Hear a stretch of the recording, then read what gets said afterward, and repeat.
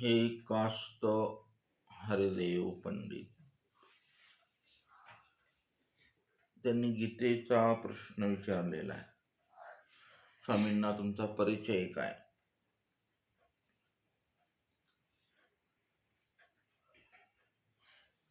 सर्वज्ञांना कोणी कोणी विचारलंय बा. त्यापैकी एक हे आहे, आपण या कोण, काय ठाई परिचय. आठवत तर गोपाळ मंत्र, त्या गोपाळ मंत्राचे मंत्र शतसहस्र भेद. आणि त्यावेळेला चक्रधर स्वामी म्हणाले की एक मंत्र एक भेद ही लीळा समोर ठेवायची आपण. आणि त्यानंतर उपाध्यांना प्रतीती आली.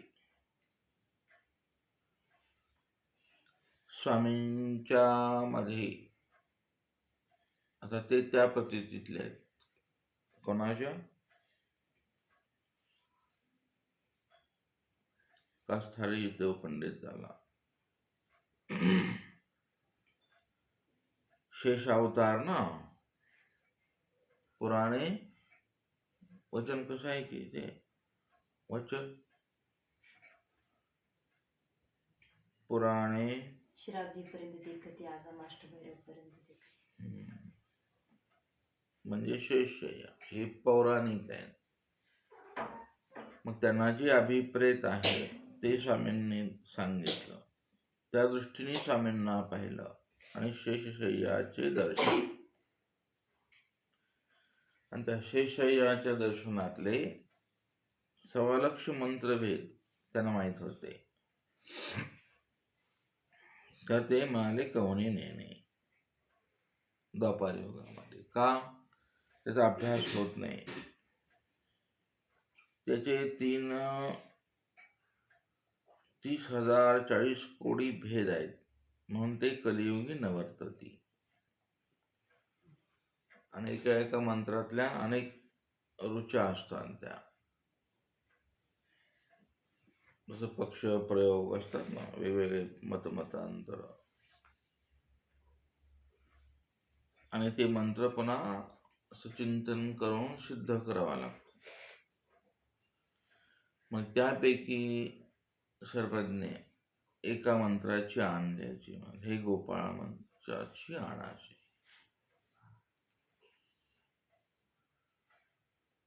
त्यापैकी एक मंत्राची. म्हणून ते सांगतात की उपाध्यांची प्रतीती आत्ता आलेली यथार्थ की अन्यथार्थ ना स्वरूपाभिप्राय यथार्थ प्रतीती येते. स्वरूपाभिप्राय म्हणजे वेगवेगळे अभिप्राय असतात स्वामींच्या स्वरूपाबद्दल, मूर्तीबद्दल. कोणाला साक्षात महादेव म्हणून प्रतीती. ही कुठली प्रतीती आहे? म्हणजे आमचे गोसावी ते हेच म्हणाले. असं बोनेबायांची कशी प्रतीती आहे?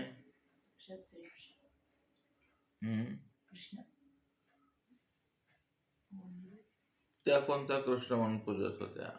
ती प्रतीती इकडे. गोसावी ते साक्षात कृष्ण, त्या कोणाला पूजत होत्या? कोण्या कृष्णाला जगात पूजतात ते. आता सगळा हा तात्विक भेद चिंतन करून आपण ठरवायचा असतो की स्वरूपाभिप्राय यथार्थ प्रतीती. तर हे कोण आहेत? हरिदेव पंडित. ते संबंधाचे आणि नमस्काराचे हे दोनच गोमट जन्म झालेला आहे. म्हणून त्यांना भोगभूमी मनुष्यत्व दोन्ही होईल. आणि हे लीळा अवराची पराची आहे. अशा प्रकारे त्यांचा थोडा परिचय इथं दिलेला आहे. मग एक वेळ बाईशी पुसिले बाबा. याच प्रकरणावर बाईसा पण ऐकतच असतील ना, निरोपण वगैरे. हे सगळ्या लीळा चरित्राला जवळजवळ किती 80% इथून पुढचे आहे की नाही बाईसा निरोपण ऐकतात. दोन्ही देवांचं त्यांना सन्निधान आहे की नाही.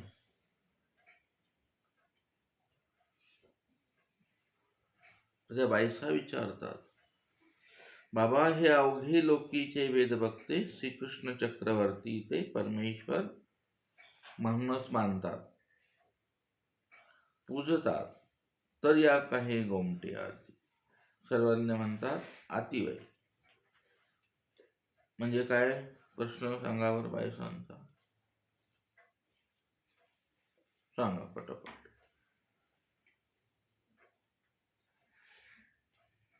बोल परत वाचतो.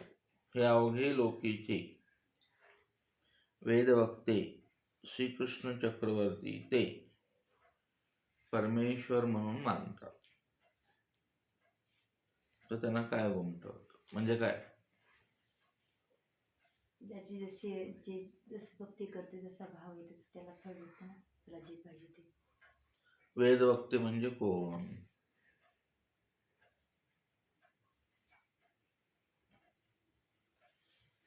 अन्य राटीचे सगळे वेद पुराण उपनिषद ज्यांना जसं आहे सगळे म्हणजे आताचे, म्हणजे त्यावेळेला कोण होतं? ब्राह्मण जास्त होते. हम्म ते वेद पुराण करायचे, ज्याची जशी भक्ती तशी. एक ते आहे ना, ते योगी 28 विटेवर उभा आहे ना दळनाच, तो बायसाने माहित असेल ना, अन्य राटीचा अन्य राहाटीचे. आणि सगळे वेद वक्ते म्हणजे वेदांच्या रुचा जाणणारे आतापर्यंतचे सगळे. असं म्हणजे बायसांचा एकच प्रश्न आहे, इतका मोठा आहे तो, ह्या प्रश्नाचं उत्तर लागता नक्की न येतं. ह्याच्यावर आणखीन कोणी बोललं नाही. बाईसा ज्ञान म्हणून आपण बसलो, पण बाईसांवरती अन्याय झालेला आहे. म्हातारी जिज्ञेसच चर्चक नाही, ही बी म्हातारी असलीच आहे. एकच प्रश्न आहे, पण तो सगळ्याला घेऊन पुरतो. तो अवघे वेद वक्ते श्रीकृष्णांची पूजा करतात, परमेश्वर म्हणूनच करतात इतर संप्रदायामध्ये. मग सगळा संप्रदाय आला, नाथ असो हे की नाही, शंकराचार्यांचे सगळे हिंदू संप्रदाय, अनेक कोणते हरे कृष्ण हरे वाले, सगळे सगळे सगळे कृष्णाला मानतातच. वारकरी संप्रदाय मानतो, बरेच आहेत. त्याच्यामध्ये हे सगळे वेदभक्ती आहेत, त्यांना काय गोमट होणार? सर्वज्ञ म्हणतात आतीबाई. बाबा कहून गोमट? बाबा बाईसांना मोठं जिज्ञास आहे.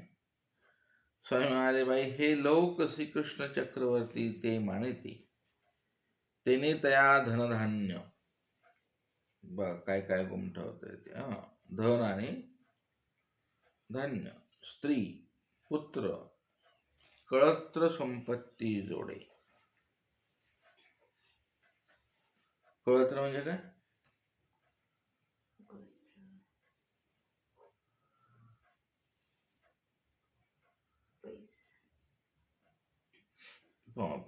शब्दात पाहून सांगा नंतर.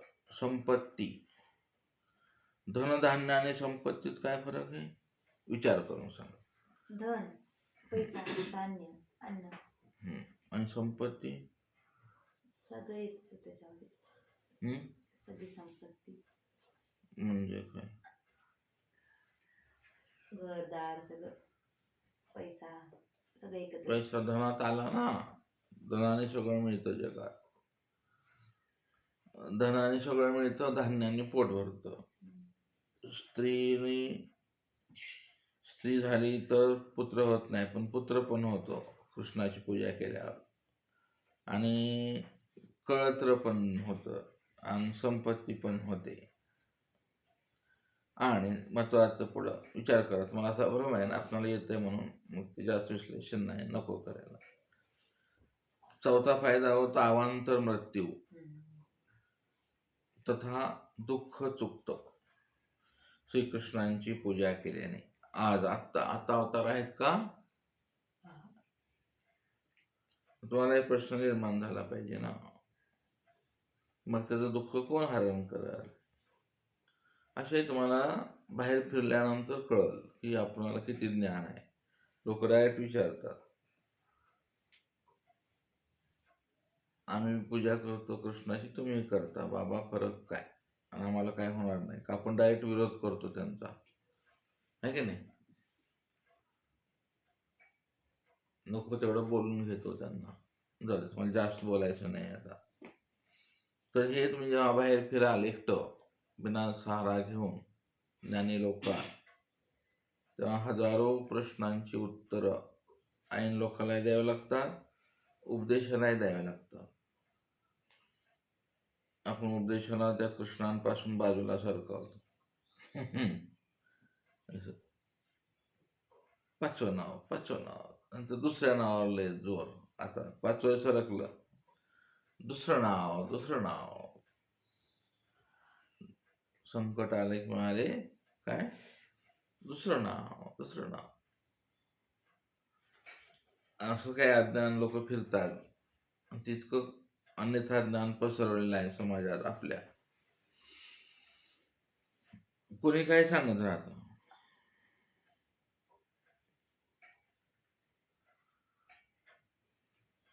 म्हणजे नाव घेताना हे म्हणायचं नाही, सह्याद्री म्हणायचं नाही. अशा लय गमती जमती आहेत. असो, जास्त नको, विषय बाजूला सरकतो. बरं, कामाशी काम बोला आता. तर म्हणाले मग आपण मृत्यू कोण चुकवेल?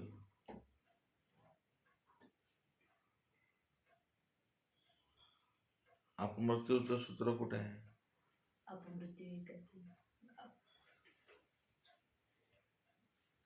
बरं, हा अपमृत्यू कशाने येतो? गरम मराठीमध्ये जीव घातला मला ब्रेक झाला. जीव घालताना हा, लक्षात. आणि कशाने येतो?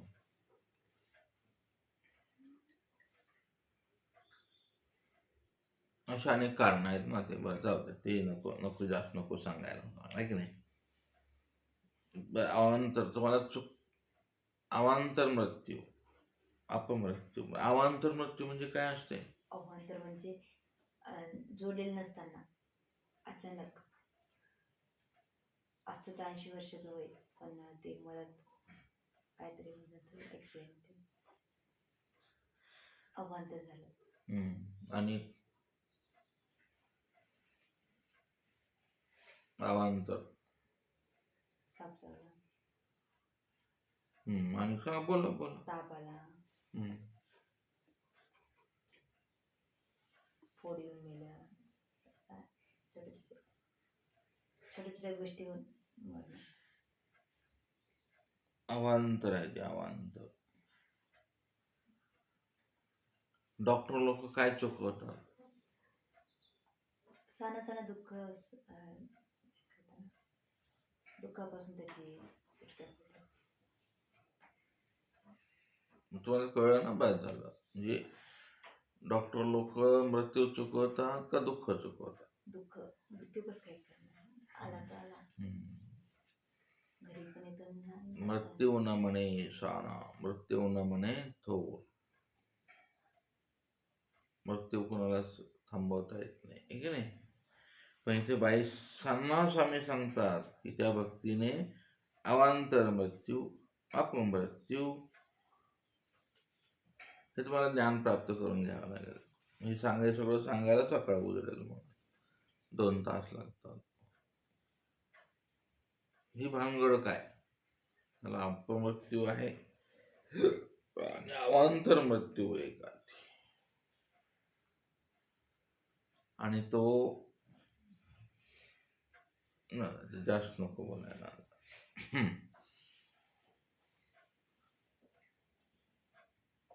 हे जे मरणारे कशाने मरतात? कर्मलेपाव्यतिरिक्त मृत्यू आहे. इथे एक नवीन नवीन सिद्धांत आहे. ते सगळे नवीन मॅटर आहे. हे सगळं विचाराच्या पलीकडे आहे. आपण जे ठरवलेलं आहे ना, काय नशिबात होतं, गेला, देवाला आवडला, तो प्रिय झाला, पदयात्रेला गेला, किती भाग्याचा. हा अंतर मृत्यू आहे त्याला. महात्याच्या पोटी थंडीत गारठा लागून मेला. म्हणायचं वा वा वा, काय भाग्यवान पाहिजे होत्या वगैरे. आता लक्षात यायला बघा तुम्हाला. मला अन्य वार्ता केल्यावर तुम्हाला लक्षात येते ना. विषय कसा आहे, बरोबर आहे की तीर्थयात्रेला गेल्या प्रवासाला गाडी करून 35,000ची आणि गाडीतच गेल्या बाई. काय भाग्यवान, देवाला आवडल्या. ते असला मृत्यू नाही आहे तो. त्या गाडीत त्यांनी खाल्लं आचरण बचरण, खाऊन मेले ते. आणि आपला मृत्यू खाऊनच मरतात लोक आपले. जास्त हाणायचं दाबून, बघायचंच नाही. ह्याला काय म्हणायचं, त्यांनी अवांतर मृत्यू. आणि सगळे मृत्यू आताचे कशाने होता, ॲसिडिटी. ॲसिडिटी जर रक्तात गेली, ती जर मेली, मग मेंदू, हृदयात आणि लिव्हर ब्लॉक झाला. तुम्ही कशाला खाल्लं ते, ह्याला म्हणायचं अवांतर मृत्यू. अपमृत्यू हा वेगळा विषय आहे. अपमृत्यू हा कर्माने असतो आणि अवांतर मृत्यू हा आपल्या चुकीच्या मार्गाने केलेला. अपमृत्यू हा कुणाच्या शापाने होतो, कुणाचा तळतळाटाने होतो. मग अशा अनेक कारण तुम्हाला शोधावे लागतील. तू तडपून तडपून मरशील पुत्रवियोगाने. जसा पक्षी म्हणतो तो पिंजऱ्यातला उडताना सीतेला, माझा वियोग केलास ना, म्हणाले तुझा पण वियोग होईल. तुला पती नवरा सोडून जाईल, तुझा दुसरा नवरा तुला घेऊन जाईल. तेव्हा मग मला उशाप द्या वगैरे. आता हे सगळं कोण सांगत बसेल तुम्हाला, काही गरज नाही. तुम्ही ज्ञानी आहात आता असं समजा आणि त्याची कारणं शोधा, अभ्यास करा. अरे अपमृत्यू इथे यायला म्हणायचं. आणि अवांतर मृत्यू होतो आणि तो श्रीकृष्णांच्या पूजनाने, स्मरणाने. जरी लोक त्यांना शेषावतार म्हणून पुजतील तरी. कसं बायसांचा मूळ प्रश्न काय, वेद वक्ते श्रीकृष्णा ते परमेश्वर म्हणूनच पुजतात, तर त्यांना काय गोमटं, तर हे गोमटं होतं. मग आता हे कोण करतं, कसं करतं, मग हे सांगायला बरेच घंटे लागतील तुम्हाला. तर असं आपलं शास्त्र आहे, सोपं सुटसुटीत. आणि पुन्हा सांगतात, स्वामी सांगतात म्हणून चिंतन करावं लागेल तुम्हाला. श्रीकृष्णांच्या पूजेने दुःख चुकतं. दुःख म्हणजे काय, म्हणजे एक न चुकणारं दुःख असतं आणि एक चुकणारं दुःख असते. म्हणजे काय, शारीरिक मानसिक प्रश्न काय विचारलाय मी. दुःख एक चुकणारं दुःख आहे, एक न चुकणार आहे. हे दोन्ही दुःख चुकतात.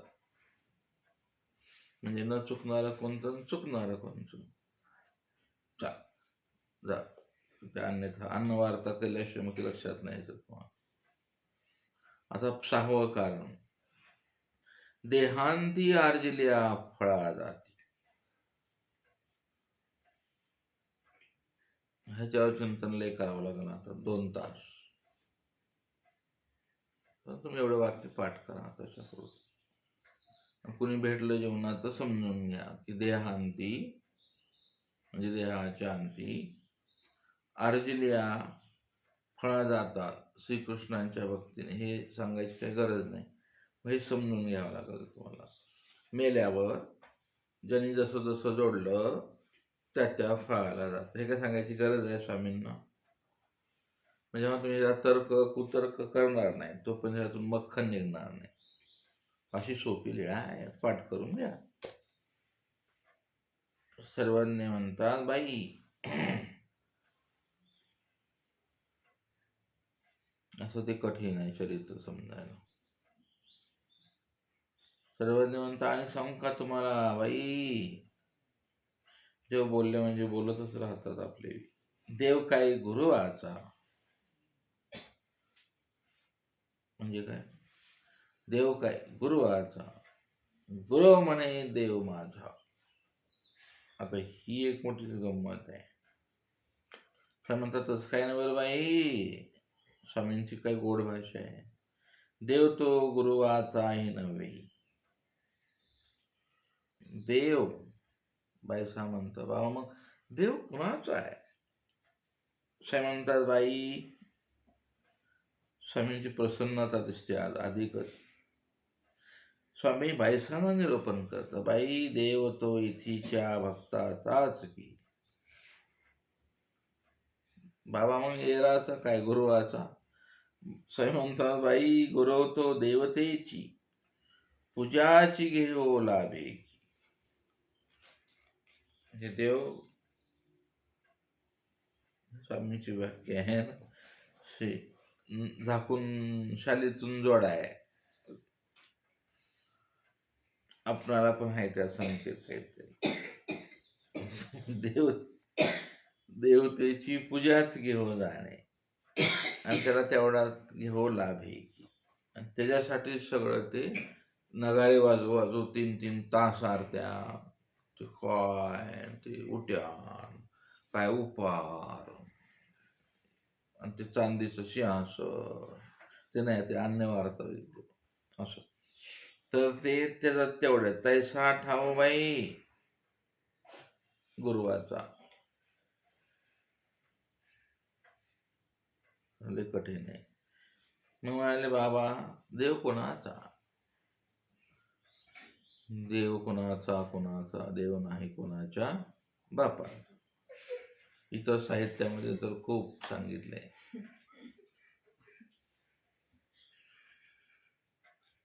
बैसांचे काय मार्मिक विचारले. साई म्हणतात बाई अनुसरल्याचा देव. इथे स्वामीने आपलं गुप्त सांगितलं. आता अनुसरल्याचा म्हणल्यावर तर मग लयच फायदेशीर वाटेल नाही का नाही? मग अनुसरला म्हणजे कोण कोण बसतो या पदामध्ये? माझा अनेक प्रश्न अनेक उत्तर निघतील आहे का नाही याच्यामध्ये. अनुसरल्याची व्याख्या कशी आपली? सर्वसंग परित्याग करून मग तो अनुसरला नाही. अनुसरला म्हणजे कोण? म्हणजे सर्व भक्तीचा त्याग करून ईश्वराला अनुसरला. अशी इथं मतांतर आहेत. इथे चिंतन भेद आहे. आपण अनुसरला कोण समजतो? हे आपला भानगड असली आणि स्वामींची भानगडातून की जो ईश्वराला शरण आला. स्वामी तर शरण आल्या मग स्वतः अनुसरला होता काय? नाही. जो शरण आला त्याला मरण म्हणजे काय? मरण म्हणजे काय? तो अमर झाला ना. मरण नाही म्हणजे अमर झाला. मग अमरत्व कोण्या अर्थाने? मरण नाही कोण्या अर्थाने? शरण कोण्या अर्थाने? अशा अनेक मराठी भाषेमध्ये इतकं गुप्त ठेवलंय सूत्र स्वामींनी. इथे अनुसरल्याचा देव, तिथे सांगितलं येत आधीन होईते. मग तो आधीन झाला ना उपदेशी तर नाही झाला. इथून म्हणितलं ते की जे करतोय की नाही तो चैतन्य परमेश्वराची भक्ती करतोय ना तो नाही करत. मग त्याला अनुसरल्याला घ्यायचं का नाही घ्यायचं? इथून म्हणितले ते की विकल्प शून्य झालाय का नाही तो? पहा आता इथं खूप मतभेद आहे बरं, तुम्ही नुसतं हो नका म्हणून. अशी प्रतीती कधी कुणाला आहे का? या वचनावर अशा प्रतीती वेगवेगळ्या असू शकतात. अशा 90% प्रतीती कशी आहे?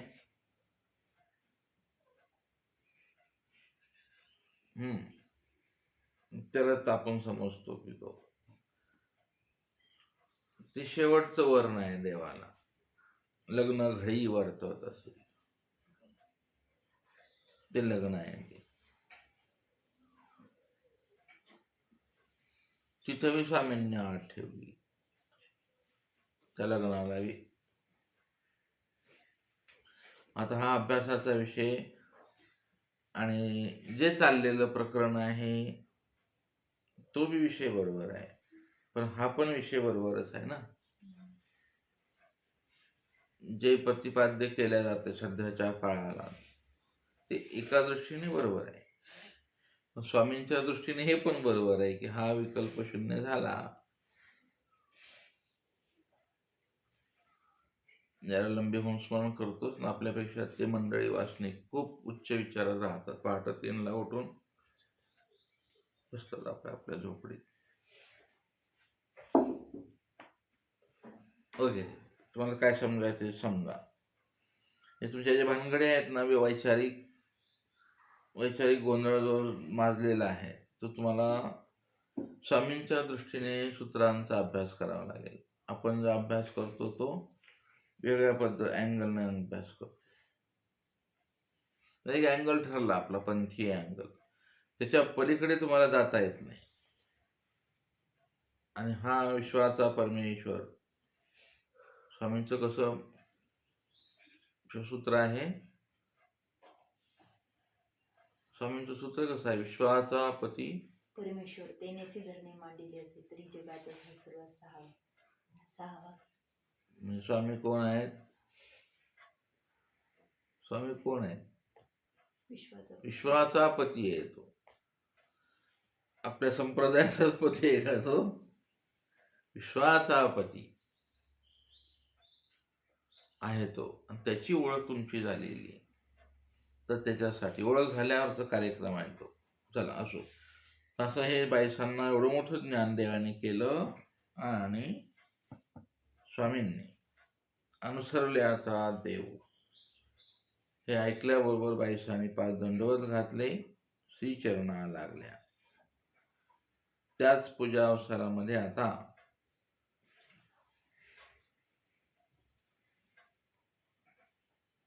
तिथे उपाध्ये बसलेले आहेत ना, आता आणखी उठलेले नाही त्या लेळेमध्ये, ते पण हे प्रवचन ऐकतायत.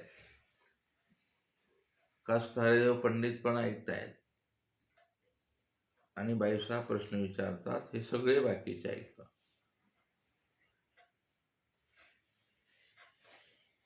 दंडवत हो